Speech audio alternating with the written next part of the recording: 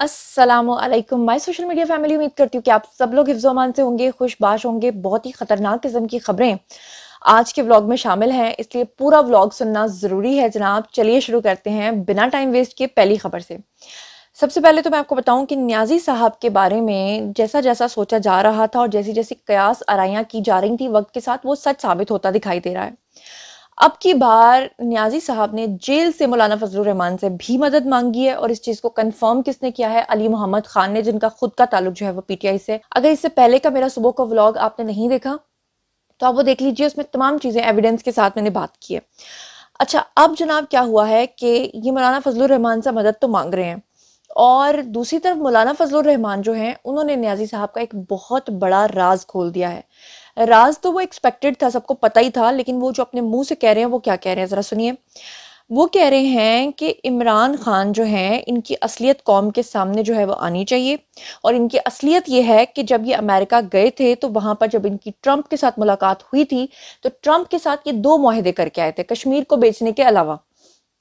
Number one, ये मुआहदा करके आए थे कि ये इसराइल को तस्लीम करवाएंगे, और नंबर दो, ये मुआहदा करके आए थे कि ख़त्म नबूवत जो है उसका जो कानून साजी है उस पर अमल किया जाएगा। और उसके अलावा अगर मुझ पे कोई डाउट हो तो आप लोग गूगल कर सकते हैं, यूट्यूब पे जाइए, हज़ारों की तादाद में वीडियोस पड़े हैं जिसमें इमरान खान खुद कह रहे हैं कि जो आखिरी नबी नहीं मानता मैं उसको भी मुसलमान मानता हूँ। यानी नाउज़ुबिल्लाह, वो खुद कह रहे हैं कि वो मुसलमान होता है। और ऐसे कई वीडियोस मैं ऑलरेडी आपको अपने व्लॉग्स में दिखा चुकी हूँ। और मौलाना फजलुर रहमान जो हैं वो अब की बार अगर उन्होंने ये बात की है तो सवाल ये पैदा होता है कि फिर मौलाना फजलुर रहमान जो हैं वो लिफ्ट ही आखिर क्यों करवा रहे हैं, वो एक बंदे की बात क्यों सुन रहे हैं। बहरहाल, स्क्रीन के ऊपर ये जो आपको दो महाशे नजर आ रहे हैं, तजाज हसन और दूसरे खोसा साहब, मुझे नजर नहीं आ रहे आजकल ये कहीं पर। आए रोज आते थे, बयानात देते थे, अपने घर पे इन्होंने फायरिंग भी करवाई, सारा कुछ करवाया। तो अब जब से जनाब बंदियाल साहब रिटायर हुए हैं और जस्टिस काजी फाइज ईसा ने ओपन, आपको पता है, वो हियरिंग की, और फिर जिस तरह से उन्होंने जो यूथी वकील थे उनकी जो सेटिंग और सॉफ्टवेयर अपडेट किया, और जो उनकी नालायकी खुलकर सामने आई और लोग बड़े परेशान हुए कि इस वकील को तो हम बड़ा काबिल फाजिल समझते थे और ये क्या निकला है, उसके बाद से ये जो दो बुकला है ये अपनी कलई खुलने के डर से कहीं नजर ही नहीं आ रहे। अच्छा, बहरहाल चलते हैं जी अगली खबर की तरफ। तो अगली खबर बड़ी ही खतरनाक है। वो ये है कि ये जो हसन अयूब हैं जी, सहाफ़ी, इन्होंने अब की बार फिर से एक नया इंकशाफ किया। ये कहते हैं कि पीटीआई के जो दो वज़राए ख़जाना थे, मेरे ख्याल से एक हफीज़ पाशा थे और दूसरे जो थे शौकत तरीन थे, राइट, यही दोनों थे ना। वो कहते हैं कि ये जो दो वज़राए ख़जाना थे इन्होंने आईएमएफ को ख़त लिखने की कोशिश की। और वो क्या कोशिश की? उन्होंने ये कोशिश की कि वो ये चाहते थे कि पाकिस्तान जो है वो डिफॉल्ट करे। उन्होंने ये खत लिखने की कोशिश की कि पाकिस्तान जो है वो डिफॉल्ट करे, लेकिन वजीर आजम शहबाज शरीफ की हुकूमत ने पाकिस्तान को दिवालिया होने से बाद में आकर बचाया। और पाकिस्तान की किस्मत अच्छी है कि 10 साल के लिए लाया जाने वाला प्रोजेक्ट इमरान खान भी नाकाम हो गया। असल में 10 साल के लिए खान साहब को जो लाए जाने का प्रोजेक्ट था, वो असल में खान साहब को लाने का प्रोजेक्ट ये था कि पाकिस्तान की जड़ों के अंदर जो है ना आपने दीमक डालनी है, पाकिस्तान की जड़ों को आपने खोखला करना है, इसराइल को तस्लीम करना है, कश्मीर का सौदा वो वैसे ही कर गए। और ख़त्म नबूवत में जो है वो इन्होंने तंजीम अपनी वो क्या कहते हैं कानून साजी करनी है, और फिर उसके बाद जो है इन्होंने पाकिस्तान की जड़ों को खोखला करके पाकिस्तान को डिफॉल्ट करना। और आप शौकत तरीन के आप बयान सुन सकते हैं, इमरान खान के बयान सुन चुके हैं जिसमें वो पहले कह चुके हैं कि पाकिस्तान खुदा न खास्ता डिफॉल्ट करने जा रहा है। मेरे पाकिस्तानियों, पाकिस्तान तो अल्लाह उनके मुंह में खाक डाले। वो फिर अल्लाह ताला कहते हैं ना कि ए इब्ने आदम, एक तेरी चाहत है एक मेरी चाहत है, होगा वो जो मेरी चाहत है। तो ये अल्लाह ने बहुत बड़ा हमारे ऊपर करम किया है। जो लोग अब भी उनको सपोर्ट करते रहे हैं, अफसोस की बात यह कि पता नहीं उनकी आंखें कब खुलेंगी, क्योंकि अल्लाह कहता है कि मैं हिदायत भी उसको देता हूँ जो हिदायत खुद मांगता है। तो जिसको अब भी कोई डाउट है तो काइंडली वो अल्लाह से हिदायत मांगे, अल्लाह ताला जरूर उसके ऊपर करम करेंगे।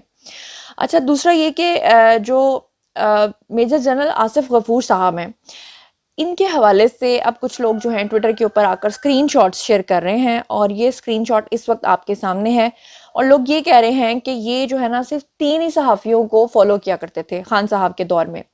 एक वो पोनी वाले एंकर हैं, दूसरे जो हैं वो आरिफ हमीद भट्टी हैं, और तीसरे जो हैं वो साबिर शाकिर हैं। और तीनों ही माशाल्लाह कितने सच्चे हैं, कितने सुच्चे हैं, ये आपके सामने है। क्योंकि आए रोज ये जितने भी ट्वीट्स करते हैं उसमें 99.999% जो है वो झूठ होता है, वो गलत खबरें होती हैं। और अफसोस की बात यह है कि अब ये भागे हुए हैं। क्या कह सकते हैं, अच्छा जी, अब इससे अगली खबर पे जाने से पहले जो है वो मैं आपको एक बड़ी इंपॉर्टेंट खबर बताना चाहती हूँ। हालाँकि वो सियासत की खबर नहीं है, लेकिन मौलाना तारिक जमील जो है उनके काफ़ी करीबी दोस्त रहे हैं। जी हाँ, मैं बात कर रही हूँ मास्टर टाइल्स वालों की। और स्क्रीन के ऊपर आप देख रहे हैं बेचारे पेंट कोट पहनकर जेल के पीछे खड़े हैं। अब ये बेचारे नहीं हैं, इनके साथ क्या वाकया पेश आया है कि इन्होंने 12 करोड़ 36 लाख बिजली चोरी की है।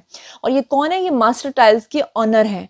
और आपको याद होगा कि आज से 1.5 साल पहले इन्होंने अपने बच्चों की शादियां की थी। इनका बेटा, इनकी बेटी और जो जलाल सन्स वाले हैं उनका बेटा था।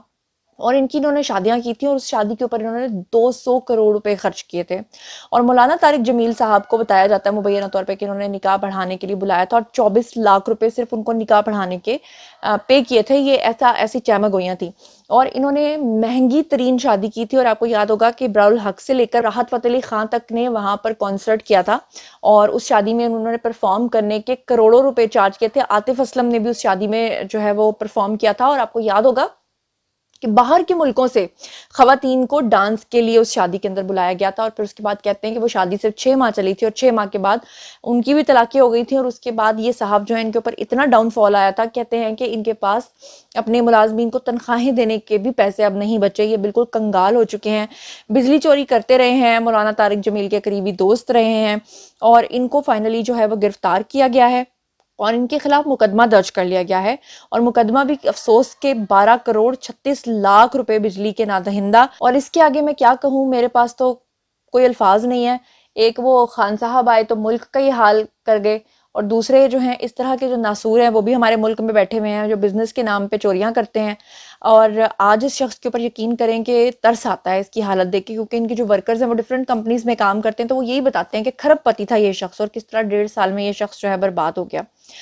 अब जनाब चलते हैं जी अगली खबर की तरफ। तो अगली खबर एक बड़ी अच्छी और खुशाइन खबर है। ताज़ा हवा का झोंका है, क्योंकि हमारे मुल्क में कभी कभी अच्छी खबर सुनने को मिलती है। खबर यह है कि निगरान हुकूमत ने 14 खरब अखराजात की कटौती का प्लान बनाया है। और इस पे सीनियर तज्जियाकार हैं जी फ़ारूक सलीम, उन्होंने सल्यूट पेश किया है कि बड़ी अच्छी बात है कि अगर निगरान हुकूमत जो है 14 खरब के अखराजात को कम करती है तो ये एक बड़ी ही खुशाइन बात है। वरना हमारे मुल्क के ऑलरेडी क्या हालात जा रहे हैं, किस तरह से हम मकरूज हैं। अगर हर डिपार्टमेंट अपनी जिम्मेदारी लेकर इस तरह काम करेगा तो ये बहुत ही अच्छी बात हो जाएगी। चलते हैं जी अगली खबर की तरफ। अच्छा जी, अब ये खबर आ रही है और कुछ लोग कह रहे हैं कि हमारी एजेंसीज ने किया है, कुछ लोग कहते हैं हमारे जो दूसरे लोग हैं उन्होंने किया, पर जिन्होंने भी किए हैं कि भारतीय चैनल को इन्होंने जनाब कर लिया है जी हैक। और ये पाकिस्तानी हैकर्स हैं जिन्होंने भारतीय चैनल को हैक किया है और तमाम डेटा जो है वो उनके हाथ लग गया है। अब जो डेटा लगा है उसमें ये पता चला कि पाकिस्तान के अंदर छुपे हुए कुछ ज़मीर फरोश, गद्दार और आस्तीनों के सांप हैं जो उन लोगों के साथ जुड़े हुए थे। और कोई रिपोर्टर की शक्ल में, कोई किसी शक्ल में, कोई किसी शक्ल में जो सहूलतकारी कर रहे थे। और कहा यह जा रहा है कि ये गद्दारे वतन जो हैं ये पाकिस्तान में क्या करने वाले थे और इंडिया के साथ मिलकर अपने वतन के खिलाफ ये क्या खौफनाक प्लान जो है वो तैयार कर चुके हुए थे। बहुत जल्द अब ये बेनकाब होने वाला है। यानी जिन्होंने हैक किया है उनका मकसद ये था। तो अच्छी बात यह हमारे मुल्क में हर तरह के क्राइम के खिलाफ जो है इस वक्त क्रैकडाउन जारी है। और समझ लें कि इस वक्त हमारे मुल्क के अंदर छांटी हो रही है, कौन कर रहा है ये सारा कुछ, किसके साथ कर रहा था, कौन कौन इसमें मुलव्विस था। और ये सब कुछ जो है ना, कहने वाले कह रहे हैं कि आइंदा आने वाले 24 घंटे में जो है वो ये तमाम खबरें आपको मिल जाएंगी। अच्छा जी, अब हम चलते हैं जी अगली खबर की तरफ। अगली खबर जो है वो बड़ी ही खतरनाक खबर है और वो ये है कि शेर अफजल मरवत जो हैं, जिनकी लड़ाई झगड़ा जो अफनानुल्लाह के साथ हुआ, उन्होंने अफनानुल्लाह से मार भी खाई। उसके बाद उनका सॉफ्टवेयर जो है वो थोड़ा ख़राब हो गया है। उनका सॉफ्टवेयर ठीक तरह से काम नहीं कर रहा, कुछ शॉर्ट हो गई है, कुछ क्या हो गया है।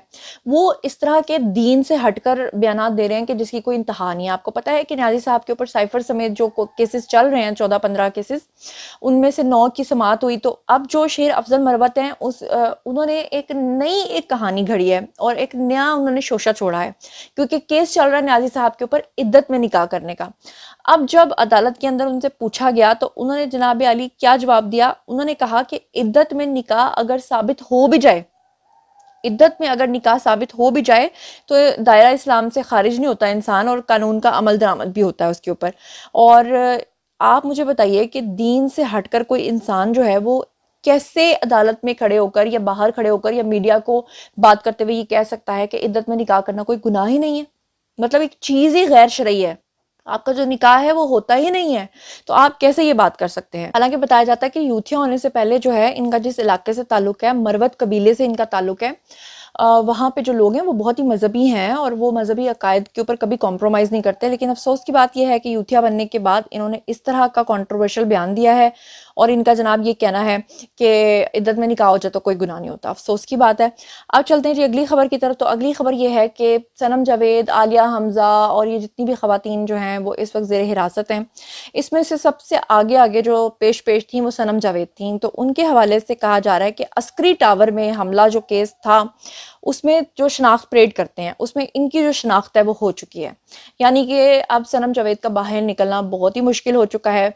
और इसके हवाले से जो टेलीविजन स्क्रीन्स हैं उनके ऊपर ये खबर आ चुकी है। कैसे आई है खुद ही सुन लीजिए। इंसदाद दहशतगर्दी की खुसूसी अदालत ने सनम जावेद समेत दीगर के खिलाफ अस्करी टावर हमला केस की समाअत की। सनम जावेद को अस्करी टावर हमला केस में शिनाख्त कर लिया गया। अदालत ने पुलिस के जिस्मानी रिमांड की इस्तदा मुस्तरद करते हुए सनम जावेद को 14 रोजा जुडिशियल रिमांड पर जेल भेज दिया है। अच्छा जी, अब मैं आपको देती हूँ अगली खबर और वो ये है कि ट्विटर के ऊपर बहुत ज्यादा तनकीद की जा रही है यूथियास की तरफ से और उसकी रीजन ये है कि लेफ्टिनेंट जनरल मुनीर हैं, इनको चेयरमैन नादरा जो है वो बना दिया गया है। और अब उसके ऊपर जारी मतलब फौज का कोई बंदा अगर आए और किसी डिपार्टमेंट को संभाले तो फिर यूथियास क्या करते हैं वो आपको अच्छे तरीके से पता है। हालांकि जो लेफ्टिनेंट जनरल मुनीर हैं ये इतने काबिल हैं कि इनके बारे में कहा जाता है कि आला तालीम याफ्ता भी हैं, तजर्बाकार भी हैं। लेकिन अफसोस की बात यह है कि जो लोग बुजदार जैसे नाअहल शख्स को वजीर आला पंजाब बना सकते हैं और 12 करोड़ के सूबे को एक नाअहल शख्स को दे सकते हैं, हैंड ओवर कर सकते हैं, वो शख्स जो जहाज में जाते हुए बुशरा बीबी के पैरों में बैठता था क्योंकि आप मेरी मुर्शिद हैं, और वो शख्स जो जब वजीर आला हाउस में आता है और वजीर आला हाउस की जो छत यानी सीलिंग है वो पूरी की पूरी शीशे की बनी हुई है और वो शीशा कभी बंद हो जाता है कभी खुलता है, तो वो कहता है बत्तियां लाओ बत्तियां खोलो, है शीशा। तो साई साई करके वो जो शीशा देखता है, इस तरह का नालायक इंसान जो है उसको अगर आप पूरे 12 करोड़ के सूबे का वजीर आला बना दें तो उसमें बुरी बात नहीं है। लेकिन अगर कोई काबिल शख्स जो है, क्योंकि उसका ताल्लुक आर्मी से है और वो उस मेरिट पे पूरा उतरता है और अगर वो आ जाता है तो फिर उसके ऊपर किस तरह का बदतरीन प्रोपेगेंडा किया जाता है वो तो आपके सामने है। बहरहाल मैं आपको बता दूं कि ये जो लेफ्टिनेंट जनरल मुनीर हैं इनकी तालीमी काबिलियत क्या है। तो जनाब ये आला टेक्निकल जो तालीम याफ्ता ऑफिसर हैं, रिमोट सेंसिंग में PhD कर रहे हैं, पब्लिक पॉलिसी में इन्होंने MPhil किया हुआ है। इसके अलावा नेशनल रिवर्स स्ट्रेटजी और सप्लाई चेन मैनेजमेंट के साथ जियोग्राफिकल इंफॉर्मेशन सिस्टम में भी MS कर चुके हैं और अक़वाम मुत्तहिदा के अमन मिशन में GIS ऑफिसर भी रह चुके हैं। और इनकी तालीमी काबिलियत और तजर्बे के साथ साथ इन्हें चेयरमैन नादरा लगाना जो है वो इसलिए ज़रूरी था कि पिछले 5 सालों में जितने भी तिगड़म वहाँ पर आए हैं उन्होंने जो है, आपको पता है कि नादरा का हसास डेटा किस किस तरह लीक हुआ, किस किस तरह चीज़ें इधर से उधर गईं। तो ऐसे में एक ऐसे ऑफिसर की ज़रूरत थी और जिसको इस तरह समझा गया उसको वहाँ लगाया, क्योंकि आपको पता है अफ़गान पनाह गुज़ीन जो हैं वो अभी तक पाकिस्तान के अंदर 10 लाख यानी 1 मिलियन से ज़्यादा तजावुज़ कर चुके हुए हैं और कुछ लोग कहते हैं 32-33 लाख हैं और कितने सारे ऐसे हैं जो अभी भी छुप के रह रहे हैं। तो ऐसे में चेयरमैन नादरा लगाना ताकि तमाम डेटा, हसास डेटा, उसकी हिफाजत की जा सके और कोई भी गैर कानूनी तरीके से पाकिस्तान में ना आ सके और ये जो ऑपरेशन हो रहा है ये कामयाबी के साथ चलता रहे। तो इसके लिए उनकी ज़रूरत थी जो कि बेहतर समझी गई इदारों की तरफ से तो लगा दिया गया। लेकिन अफसोस की बात यह है कि अपने ही मुल्क के अंदर प्रोपेगेंडा किया जाता है और बदतरीन किया जाता है। बहरहाल ये थी जी आज की खबरें। अब बारी है जी आप लोगों की। आइए कमेंट सेक्शन में बताइए कि आप इन तमाम खबरों के बारे में क्या सोचते समझते हैं। जो कुछ भी सोचते समझते हैं शेयर कीजिए, पर्सनली जवाब दूंगी। मजीद खबरें, व्लॉग्स, इंटरव्यूज और सियासी तस्दीर जानने के लिए मेरे से कनेक्टेड रहना हरगिज़ मत भूलिएगा। चैनल को सब्सक्राइब कर लीजिएगा। अपना बहुत ख्याल रखिएगा। अल्लाह निगहबान।